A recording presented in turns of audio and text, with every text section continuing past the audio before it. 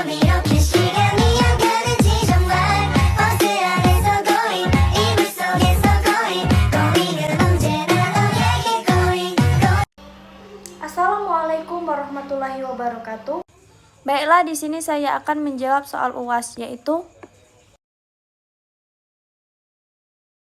Darmadi adalah pendiri direktur pelaksana seluruh bisnis PT Teluk di Jeme, pabrik korek api di Karawang. Suatu saat, perusahaan tersebut diakuisisi oleh sebuah perusahaan raksasa, direorganisasi dengan Darmadi diangkat sebagai direktur baru yang bertugas mengatur perusahaan tersebut.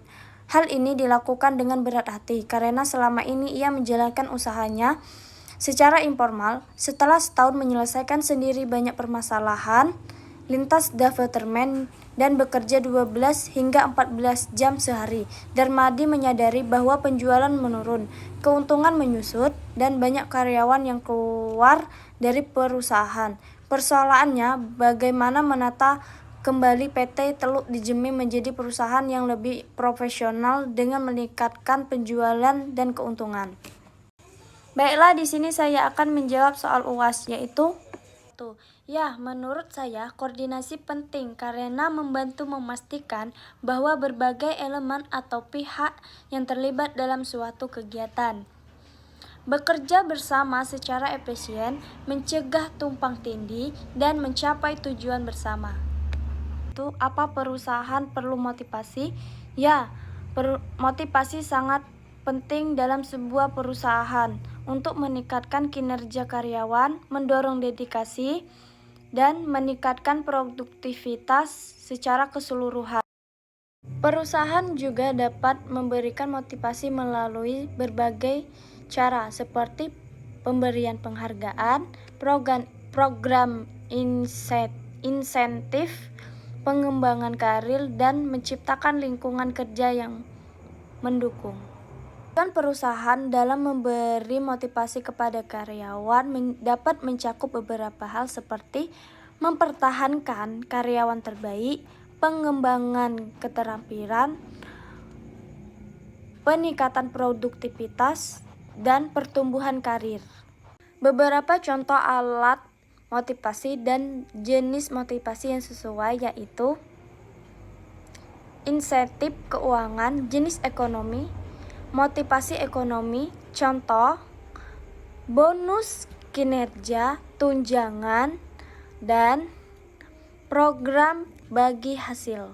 Pengakuan dan penghargaan, jenis motivasi, motivasi efektif, contoh penghargaan karyawan bulanan dan pengakuan publik atas pencapaian dan sertifikat penghargaan.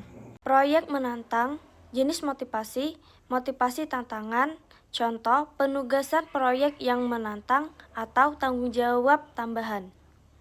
Dan yang terakhir, ya kerja positif, jenis motivasi, motivasi sosial, contoh menciptakan lingkungan kerja yang inklusif, timbang rasa, dan kerjasama. Yaitu kendala apa yang dihadapi dalam memberi motivasi tersebut. Ada beberapa kendala yang mungkin dihadapi dalam memberi motivasi kepada karyawan. Melibatkan faktor berikut. 1. Perbedaan individu. Yang kedua, ketidakjelasan tujuan. Yang ketiga, keterbatasan sumber daya. Yang keempat, kurangnya motivasi. Yang kelima, konflik antar tim atau individu. Yang keenam, tuntutan kerja yang berlebihan.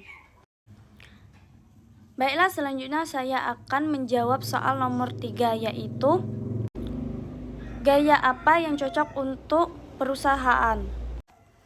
Gaya kepemimpinan dan budaya organisasi dapat sangat tergantung pada konteks perusahaan dan tujuan bisnis. Ada beberapa contoh gaya kepemimpinan yang baik. 1 yaitu gaya kepemimpinan transformatif, cocok untuk perusahaan yang mengajar dan pengembangan karyawan. Ciri-ciri pemimpin memberikan inspirasi dan mendorong perubahan positif. Dan yang kedua yaitu gaya kepemimpinan demokrasi. Cocok untuk organisasi yang menghargai partisipasi dan kontribusi yang kolektif. Ciri-ciri keputusan dibuat bersama-sama dengan melibatkan karyawan dengan proses pengambilan keputusan. Dan yang ketiga yaitu budaya kolaboratif. Cocok untuk perusahaan fokus pada tim dan kolaborasi. Ciri-ciri promosi kerjasama, komunikasi terbuka, dan tim yang saling mendukung. Selanjutnya yaitu seorang pemimpin yang baik membutuhkan sejumlah persyaratan dan kualitas untuk membimbing perusahaan mencapai tujuan. Berikut adalah beberapa syarat yang penting, yaitu 1. Visi yang jelas, penjelasan. Pemimpin perlu memiliki visi dan misi yang jelas, arah yang diinginkan oleh perusahaan. Yang kedua, kemampuan berkomunikasi yang baik, penjelasan. Kemampuan untuk berkomunikasi, pastikan bahwa visi, tujuan, dan arahan perusahaan dapat dipahami dengan baik oleh semua pihak.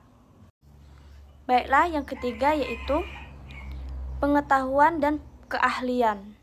Penjelasan, pemimpin perlu memiliki pengetahuan yang luas, yang cukup tentang industri, pasar, dan aspek-aspek kritisi bisnis untuk membuat keputusan yang informasional.